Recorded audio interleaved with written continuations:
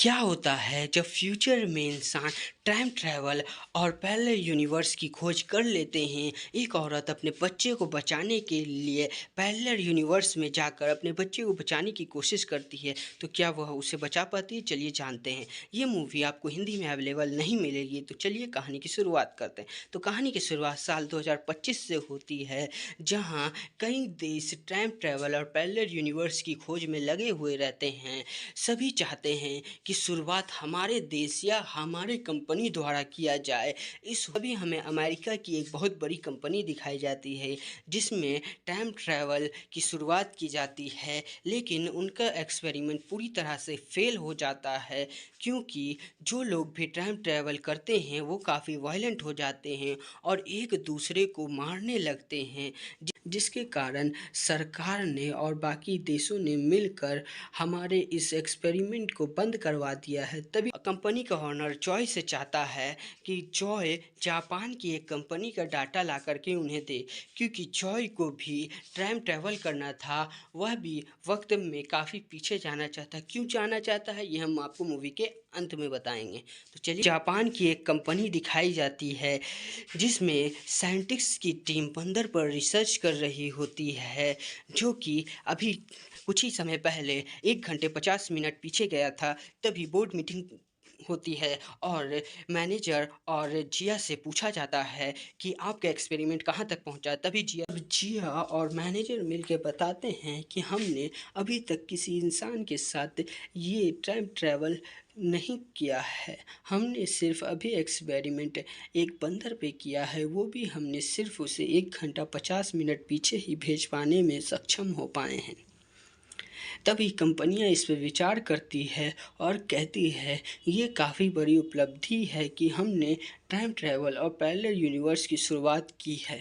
लेकिन जिया कहती है कि हमने शुरुआत तो की है, लेकिन अगर हम चाहें कि वक्त में पीछे जाकर कुछ बदलें तो इससे एक नया पैराडॉक्स खुल जाएगा और मल्टीवर्स की शुरुआत हो जाएगी।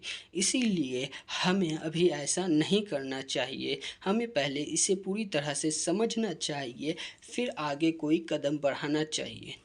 तभी कंपनी के ओनर कहते हैं कि आपको ऐसा करने के लिए हम सिर्फ 2 महीने का ही वक्त दे सकते हैं।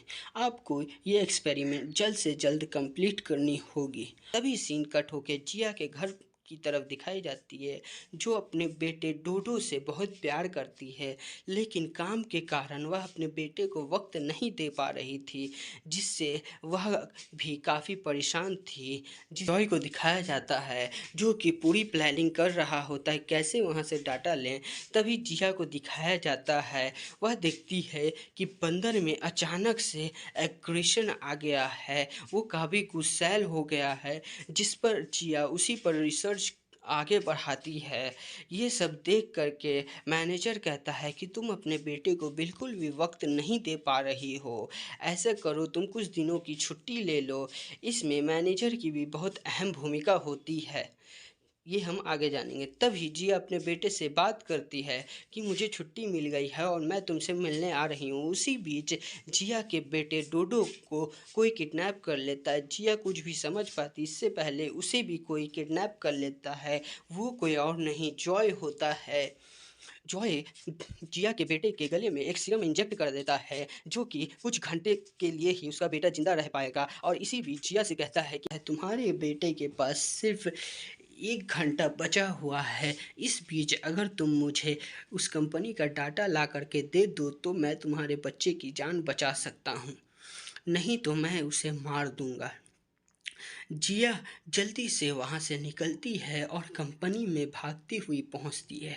जिया इस बात से हैरान थी कि उसे इन सब चीज़ों के बारे में कैसे पता चला, उसे मेरे घर का पता कैसे चला, ये कहानी के अंत में बताऊंगा। फिर वह अपने एक दोस्त के पास मदद के लिए जाती है, तभी देखती है उसके दोस्त को किसी ने मार दिया है और उसकी आंख निकालकर एक कांच के बॉल में डाल दी है। ये देख कर के जिया काफ़ी रोने लगती है। तभी उसके जॉय का कॉल आता है और जॉय कहता है मैंने तुम्हारे काम को और भी आसान कर दिया है। तभी तभी जिया मैनेजर के कैबिन की तरफ जाती है और मैनेजर से झूठ कहती है कि मशीन में कुछ गड़बड़ी आ गई है, मुझे उसे चेक करना होगा। मैनेजर उसकी बात काफ़ी आसानी से मान लेता है। ये सोच के जिया थोड़ी देर के लिए तो अचंभे में रहती है, लेकिन फिर से वह डाटा कलेक्ट करने में लग जाती है। डाटा कलेक्ट करके तभी वहाँ एक लड़की उसके दोस्त की लाश देख लेती है और लास्ट टाइम कैमरा चेक करने पर पता चलता है कि उसके साथ जिया थी, जिसके कारण जिया को मोस्ट वांटेड बना दिया जाता है। जिया अपने आप को बचाते बचाते किसी तरह से छत पर पहुंच जाती है और वहां से किसी तरह से बचकर जॉय के पास पहुंचती है और कहती है मैं तुम्हारे लिए डाटा ले आई हूं, अब मेरे बेटे को छोड़ दो। तभी जॉय डाटा चेक करवाते ही समय बिल्डिंग को उड़ा देता है। तब जिया कहती है तुम बहुत ही बेरहम हो, तुमने पूरी बिल्डिंग उड़ा दी। तो जॉय कहता है पूरी बिल्डिंग अभी नहीं गिरी, गिरने में वक्त लगेगा, और वैसे भी वो लोग मेरे किसी काम के नहीं, तुम हो मेरे काम की। तभी इतना कहते ही वो जिया के बेटे को भी मार देता है और कहता है तुम्हें मेरे लिए अभी और भी काम करना है, ये सिर्फ और सिर्फ 1 घंटा 50 मिनट पीछे ही जाने में मेरी मदद कर सकता है। इस डाटा से मैं 6 महीने या साल भर पीछे नहीं जा सकता, इसलिए तुम्हें इस मशीन को अपग्रेड करना होगा। तभी वो जिया को पकड़कर अपने साथ ले जाने लगता है। जिया मौका देखते ही उस गाड़ी में हलचल करने लगती है। इसी बीच जिया सोचने लगती है कि किसी भी तरह मुझे ये होने से रोकना होगा, जिससे कि दुनिया तबाह हो सकती है और कई सारे पैराडॉक्स खुल सकते हैं। जिया मौके की तलाश में रहती है, तभी उसे मौका मिलता है और वह गाड़ी को हिलाती है और गाड़ी पलट जाती है। सब गाड़ी उलटते ही सारे लोग मारे जाते हैं, सिर्फ और सिर्फ जिया की जान बच पाती है। और जान बचने के बाद वह किसी तरह से उस बिल्डिंग में पहुंचती है जो किसी भी पल अब गिरने वाली थी, लेकिन उसे अपने बेटे की जान बचानी थी, इसीलिए उसे अब टाइम मशीन तक पहुंचना था। तभी वह टाइम मशीन तक पहुंचकर टाइम ट्रैवल करने लगती है और समय में पूरे 1 घंटे 50 मिनट पीछे चली जाती है। ऐसा करने पर उसके शरीर में कुछ बदलाव भी आते हैं। अब जिया यूनिवर्स 2 में पहुंच चुकी थी। यहाँ से जिया को आगे की सारी कहानी मालूम थी कि यहाँ क्या कुछ होने वाला है और क्या कुछ हो सकता है। इसी बीच यहाँ जिया 1 दौड़ते हुए ऑफिस की तरफ आ रही थी। तभी जिया 2 ने सोचा कि मैं अपने दोस्त को कॉल करके पहले ही इत्तला कर देती हूँ, जिससे उसकी मौत ना होगी। वो जब कॉल करती है बेचारी लेट हो जाती है। उसी बीच उसके दोस्त को कोई मार देता है। जिया 2 अपने दोस्त को तो ना बचा सकी, लेकिन अपने बच्चे को बचाने के लिए लग जाती है। वह देखती है कि जो जो उसने अपने यूनिवर्स में किया था वही वही जिया 1 अपने यूनिवर्स में कर रही है। जिया 2 जिया 1 को बेहोश करके अपने एम्प्लॉय के बगल में सुला देती है और आगे की उसे डाटा लेने में कोई भी दिक्कत नहीं होता। वह आसानी से डाटा कॉपी करके और एक नकली डाटा भी लेकर के वहाँ पहुँच जाती है। और क्योंकि उसे पहले से ही सारी जानकारी पता थी, इसीलिए वह पहले अपने बेटे को सुरक्षित करने को कहती है और उसके बॉडी से वो सीरम वापस निकालने को कहती है। जॉय इसके लिए तैयार हो जाता है और उसके बेटे के बॉडी से सीरम वापस निकाल देता है। जिया 2 अपने बेटे को लेकर के वहाँ से भागने लगती है। तभी चेक करने पर पता चलता है कि डाटा नकली है। जॉय ये देखकर काफ़ी गुस्से में आ जाता है और कुछ किसी तरह उसे ट्रैक करता है। कैसे करता है ये हम आगे बताएंगे। और ट्रैक करते करते वो एक गोली मारता है, जिससे उसके बेटे की इस यूनिवर्स में भी मौत हो जाती। जिया इस बार भी अपने बेटे को नहीं बचा सकी। ये सब देख करके जिया और भी ज़्यादा गुस्से में आ जाती है और फिर से टाइम ट्रैवल करके यूनिवर्स 3 में पहुंच जाती है।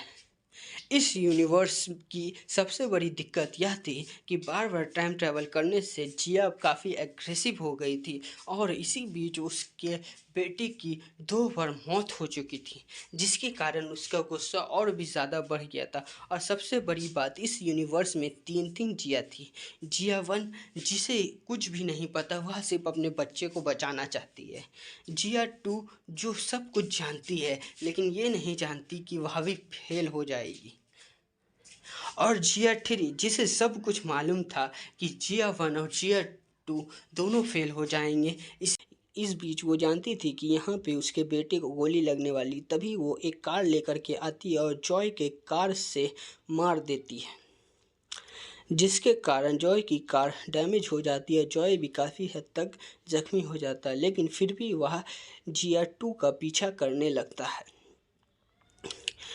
जिया 2 काफ़ी कंफ्यूज हो जाती है कि उसे हमारे हर लोकेशन का पता कैसे चल पा रहा है।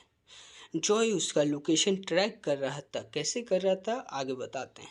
तो वह उसके वॉच के कारण कर पा रहा था। यहाँ से जिया 2 को पता चलता है कि मैनेजर उससे मिला हुआ है। मैंने कहा था मैनेजर की इस मूवी में एक अहम भूमिका है।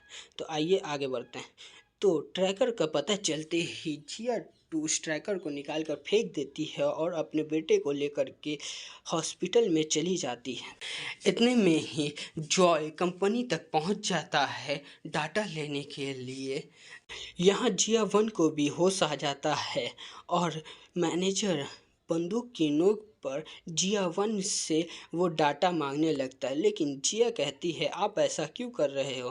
तभी मैनेजर कहता है ये सारा प्लान टाइम ट्रैवल का मेरा था, लेकिन सारी शाबाशी तुम्हें मिल रही है। मैंने ही ये सारे काम किए हैं, क्योंकि मैं अपना नाम चाहता था, लेकिन नाम सिर्फ तुम्हारा हो रहा था। तभी वहाँ जॉय पहुँच जाता है और मैनेजर को गोली मार देता है और कहता है मुझे किसी की भी ज़रूरत नहीं। जिया से कहता है सिवाय तुम्हारे। तभी वहाँ जिया 3 पहुँच जाती है और जॉय पे गोली चला देती है, जिससे जॉय जख्मी हो जाता है और फिर उसे जा कर के काफ़ी एग्रेशन में उसे मारने लगती है और उसे काफ़ी ज़ख्मी कर देती है। जिया 3 का एग्रेशन देख कर के जिया 1 काफ़ी घबरा जाती है और डरने लगती है कि मेरा ही फ्यूचर वर्जन इतना एग्रेसिव कैसे हो सकता है।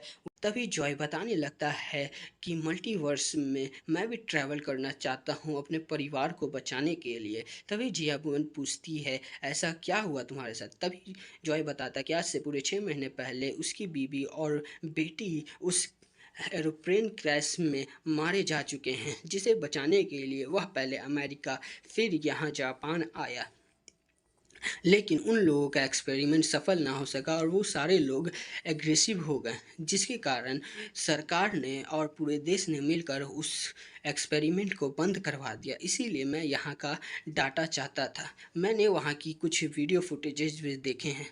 जिया 3 ये सब सुन कर के समझना नहीं चाह रही थी और वह जॉय को गोली मार देती है कि मुझे अब तुम्हारी और बकवास नहीं सुननी है।